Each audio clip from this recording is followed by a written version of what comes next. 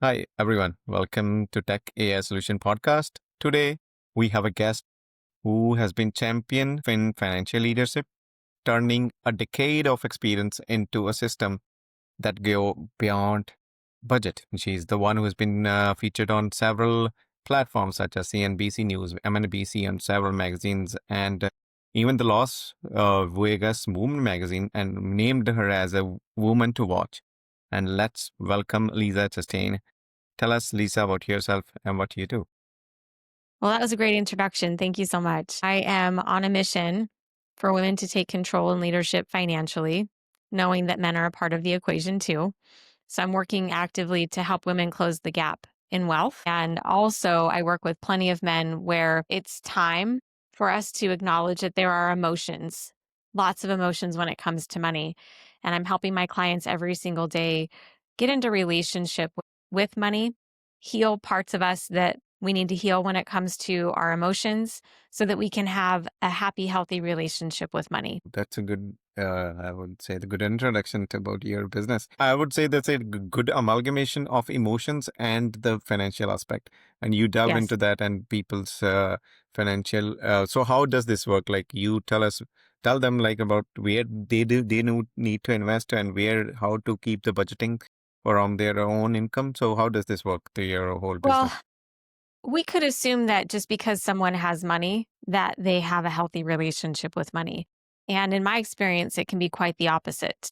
So I work with successful people, business owners, entrepreneurs, people who have no problem making money, and for the most part have a lot of investments in place already. But people ultimately want to know, are they doing a good job? And in the money world specifically, it's really easy to get into the comparison game, comparing ourselves to others. Yeah. And also to be in a scarcity conversation of, I don't have enough. Even if we have millions in the bank, we may feel like we don't have enough. And that scarcity program has been running the finance industry for a very long time. Not enough, not enough, not enough, not enough. And I have clients that come to me that no matter how much money they have or don't have, they don't feel good about their financial situation. They have fears, they have stress, they have overwhelm. Their businesses could be running tighter or cleaner or smoother. And so I help my clients understand what their programming is when it comes to money so that they can get present and centered with what's important to them in their lives. But for so many of us, we have this unconscious programming that's running so it can, I could spend hours talking about this, but high Yeah. level, I help my clients know for themselves that they're making the right choices for themselves and the vision that they have in their lives.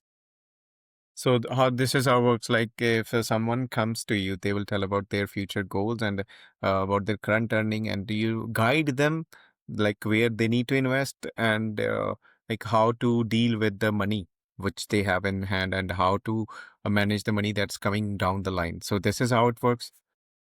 So I don't have my licenses anymore, so I'm no longer a financial advisor, financial planner. Where I'm much happier and where my clients are experiencing more success with me is I'm helping them understand their financial DNA. And what I mean by that is that just one financial strategy is not going to be the right financial strategy for everyone. Exactly. And so much of what we hear in personal finance is a boxed approach that if you do it this way, or if you do it my way, if you invest this way, you'll be successful. But because people have different personalities, people have different work styles, people have different communication styles, people have different relationships with risk. I help my clients know who they are individually as it pertains to their money personality, how they work best with money, and I help them understand the best kinds of financial systems to be investing in based on who they are. Some people are going to love real estate because of the freedoms that it presents. Some people are going to love flipping homes because of how they work. Other people want nothing to do with that. They'd rather put their money in the stock market, or they might enjoy the highs and lows of cryptocurrency. Everybody's uniquely wired, and it's important to find the right financial instruments to invest in based on how you're wired. Once my clients know that, then I match them with different financial professionals who can teach them how to do those things or help them invest. But I don't do the investments myself anymore.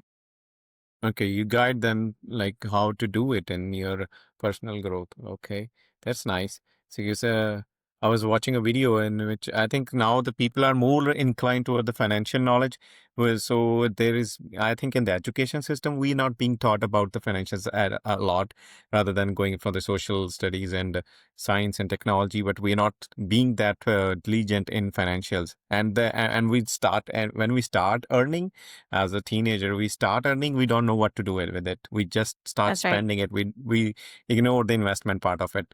So yeah, and people are enjoying this. Some people you mentioned about some people who are enjoying the low and low, high and low of the market, and yeah, exactly. And now there's more fluctuation in the market. I was listening to the Warren Buffett, and he has more than 13, I think, $300 million in the cash. So he is expecting something in the low market in coming weeks Yep. so that he can put his Buy it. money all in one group. Yeah, that's good. Yeah. So how does your day-to-day work look like? Like typical Well, day I look spend a like? lot of time doing podcast interviews, having these conversations. I'm an author and I'm a speaker, so I'm on stage every now and then. And the majority of my time is with clients. I'm working with clients actively still in my private practice. I just got off with a client call with a client who has, she has dreams and visions and goals, and she didn't know how to get there. So we've been working together for the last couple of years to help her get to her goal, get to her dream. And it finally just happened. So she just sold her house. She just bought a new house and Yeah. everything's on the up and up for her. So it doesn't always come down to your investment portfolio. I help my clients get honest with themselves about what's really important to them, about the Yeah. dreams that they have in their lives, and then we match the right financial action according to that. Yeah, that's nice. I was on for watching a Netflix series there. I think how does the rich people or rich people, and there's a financial advisor who delves into people's life and tell them how to do what to do with their business. I think exactly that's the same thing you are doing for them. Yeah, Yeah. based on their goals. Exactly, exactly. Yeah. So if we talk about before talking about the industry, so how does these your clients come to you? They come through like the referral system, and or do Mhm. you having some campaigns going on for that? I mean, I've been marketing since day one. I have my No. book that does some marketing, that does some natural marketing for me, social media, speaking at different events, referrals. Most recently, the one reason what we connected on before this interview when we were having a conversation about it is that I have AI now out there doing cold calls for me, which is really No. cool. So people are searching for financial help. My AI bots are going out and finding that data. And then all of a sudden I pop into their inbox. And so I'm doing some of that cold outreach using AI right now, which is really awesome and helpful too, because people that don't even know that I exist now can know. And Yeah, I'm the one that's using AI to get to them. that's wonderful. You're quietly well using that AI revolution. And how exactly, like, you have employees in house that's doing this job, or you doing outsourcing this work? I intentionally don't have employees. I have contractors. So my team, two are in New Zealand, one's in the Philippines. Okay. And then I have my marketing company who's doing a lot for me. So I outsource a lot. That's wonderful. Actually, That's I outsource wonderful. Yeah. everything other than my coaching, which is great for me. Exactly. That's working quite good, I think, as per your perspective. hmm So, if we talk about the industry, what are the major trends and shifts that you're currently visualizing in this particular industry, financial industry, I would say? Well, I would say one is we are in an information world. We have more information available to us than ever before, not just with the web and the internet, but with the amount of financial experts that are out there now on TikTok, on social media, on YouTube. That information, the amount of information from different perspectives and different fields wasn't available to us even 20 years ago. So that's changed. The industry has changed that way where there's more consumer content available, which also can make it confusing and overwhelming too. We don't just have one financial professional that we're listening to. Now we have this whole noise of the industry trying to Yeah, sort through how to make decisions for ourselves. So that's changed a lot. And then with AI, we're seeing this happen. So I have a lot of therapists who are also clients of mine, but I work exactly. simultaneous with therapists. Is a lot of people are using ChatGPT and other AI to get the answers that they want without having to pay $300 an hour or $500 an hour. They can just go to a free tool and ask a question and get an answer. Exactly. So that's interesting. Yeah, That's that's really interesting because they can get information, but then some of that higher level thinking isn't yeah, available through a chatbot. But getting questions answered more accessible, more easily is happening. yeah, And that's changing the way that people are consuming content and making decisions. And that's changing the financial industry. The third way is that these chat GPT, for example, uh-huh, they can give you the data that a financial advisor typically holds back until you're working with them. You can yeah, go get that data real time now. exactly. Yeah, The relationship with financial advisors, that industry is being disrupted as we speak. And if you're a financial advisor and you're just relying on data as your go-to, you've got to uh-huh. figure out what other value you bring to clients or you're not going to have a job anymore. Exactly. And I think that's the one. I would not say the problem, but people are getting the results from GPT more quicker than the financial experts and all the therapists. Yeah. And I heard about the news as well. People are more relying on the chat GPT for therapist part. And on the other hand, therapists itself are asking questions to the chat GPT to answer to their client. I heard about this Yeah. news. Yeah. Yeah. So why don't people Yeah. just go to the direct to chat GPT and do their work? Exactly. Forgot the point that I was about to mention. One thing is especially that people earlier were more inclined towards getting the financial expert to do their Uh-huh. financial work. Now, if they can just ask ChatGPT, that's which one with the one which is the portfolio that I should focus on in order to grow in the Right. future. So that will provide you more accurate and more the market analysis work more accurately. So how does this work is being impacting your business? Well, it's actually the way that I'm using the AI that's available to me is giving me the ability to work with clients faster. And I'm able to actually, versus going out and getting another certification or another license, I can use the information that's available to me to help my clients run scenarios and to teach them how to use this technology themselves so that they don't have to rely on me so much. I never created a business to have clients relying on me for the next 30 years. Yeah. I created a business to teach my clients what they need to know in order to be successful and sustainable on their own. And so it's giving me the ability to help more clients more often and quicker so that they can turn around and be more successful. So that's exciting for me. I've Yeah. also have my own chatbot. So if they want access to me 24/7 without Hmm. having to schedule an appointment, it's Yeah. faster, it's quicker, it's more accessible to them. That's an important thing. I think the more we can embrace it, the more successful we will all be. And that's been my ultimate goal from the beginning. That's nice. That's perfect. What's, if I have to ask two things, what is perfectly working well for you and what is being frustrating for you, like keeping you up all the night or keeping you frustrating all the time? So, what are those two things which is working well and one that is frustrating? Well, what's working well is the speed of information that's available at our fingertips. If a Uh-huh. client has a question, I'm able to use AI. They're able to use AI to get that answer faster, to get more Yeah. clarity, to make decisions faster. And I think that benefits all of us. What does Yeah. keep me up at night is that human beings thrive in community. And if we're just relying on technology, we're isolating ourselves even more. That doesn't work. Human beings still need human beings. Exactly. That affective part of us doesn't go away. Even though there's AI, it could be diminished. And we're Yeah. seeing mental health being really jeopardized right now more than ever before for that reason. So, the mental health and well being of people is something that I'm concerned about, which is why my coaching practice is still, I think, thriving, is that people still need people at the end of the day. We Yeah. still need to be heard and seen and valued, and AI bots cannot do that for us.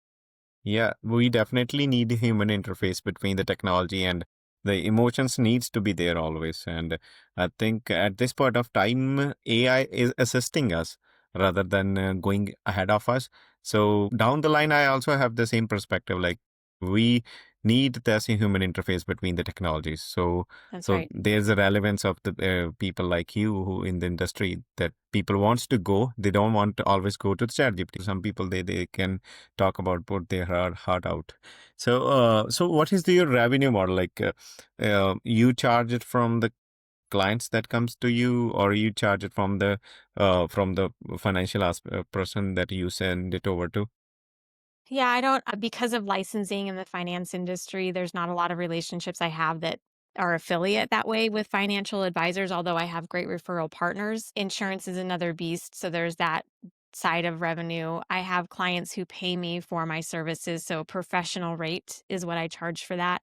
I also have corporate clients, so companies hire me to come in and work with their people. So there's that. Okay. And then I have a 1 minute money mindset. So my AI program is running all of this for me with my marketing Oh, company's help. So in order to get help right now and stay connected to me, someone can join the 1 minute money mindset program for $20 a month and they'll get a video every single month. I have some other classes and programs that I teach and I also certify coaches. So I've got lots of revenue lines to be able to exactly. sustain and grow. Yeah, I think you have a lot of pillars created for the revenue growth, and you have a hand in everywhere. So in business, if we talk about the metric, what exactly the metric that you currently focusing on improving? One metric or multiple? In terms of like KPIs or Yeah, revenue. revenue, lead generation, KPI, or what exactly? Yeah, I'm really, really focused on having this AI program work with people and connect with people and bring people into my world that doesn't require my time. I think that that's an ultimate Yeah. challenge for so many service professionals as we start out as coaches. And then at some point, how do we make money that isn't also selling our time? So I'm really focused on that right now to be able to still provide high quality service, high quality touch for people to get to Mm-hmm. know me and to be able to get support through my books and programs that doesn't require my time. So I'm Okay. ready to scale in that direction and I'm hyper focused on that right now using AI to do it. Yeah. So how exactly that you are using AI? For example, if someone search about the financial literacy or any of the related keywords, so how does the AI that you have generated, how does that come into action? Like it goes to that lead and automatically calls them, chat them. How does it reach it to them? So this one is my marketing guy would be able to tell you better how it works specifically, but what we're doing is we're culling lists of people who are already searching for financial support. So someone going onto Google and they're searching financial coach. My Hmm. AI bot is out there grabbing that data, we're putting our lists together and we're creating emails that are then reaching out to them automated. And so then they're getting a hit, they're getting a cold email from me essentially saying, "Hey, I exist. I would love Hmm. to support you." And I don't have to be involved in any of that. So AI is doing that work for us, tracking it for us, paying attention to the data and the Yeah. metrics of who's opening our emails. We're creating a better, smarter system more quickly because of AI. And then also Hmm. the AI bot, we've been able to put all of my content, all of my books, all of my YouTube videos, Yeah. all of the things that I've been creating, we put it into the AI bot. So when someone's asking my AI bot a question, Lisa AI, they're getting responses back from my content, from my Okay. perspective and Yeah. my point of view. So it's not like the value of doing it that way through my world is that I've been in this industry long enough to know how my clients are being served and supported. So you're not going out to the massive Hmm. world asking questions. Mine's concentrated for the problem that my clients have. Nice. I think you very well integrated this AI into your work, and you are the first one who I think I met and integrated AI into such an extent. Otherwise, people are just pacing up to that pace so that they can join this AI journey. But I Hmm. think you are ahead of the curve and you are implemented very well. So, Yeah. how like where do you want to be in 6 to 12 months in this business? 6 to 12 months, I want to be running a multi-million-dollar business. I'm close. So I know that because of the scalability of it, that my company has the ability to scale. So in let's say 6 months from now, I'd love to be running a multi-million-dollar business using AI as the vehicle and some of these automated programs. And Okay. I'd also love for the industry, and is it going to happen in 6 months? Maybe, but I'd love for my voice to be prominent in the industry saying we have to pay attention to emotions. We Yeah. have to. people's emotions is what drives the decisions that we make. And so when it comes to money, we can't negate that anymore. And the money Yeah, industry has done a good job of saying that your emotions don't matter, and they absolutely do. that's good vision. So currently, what's your like annual run rate, annual growth about the Annual business? growth? Like you said about the multimillionaires. Have you touched the million revenue as of now? That's nice. So you're planning it to make it a million in 6 to 12 Yeah. months. That's We're nice in vision. scale mode thanks to AI. Yeah. Exactly. I think, yeah, I've been dealing with, we talked to a lot of the CEOs and peoples in the consumer industry, and everybody is so excited about this AI implementations and how this grow. And I think you're already visualizing how impacting it in your business and how it's gonna scale up your business. Yeah. And I think we have covered every aspects of this industry, starting from the challenges and the trends. So thank you, Lisa, for Thank you.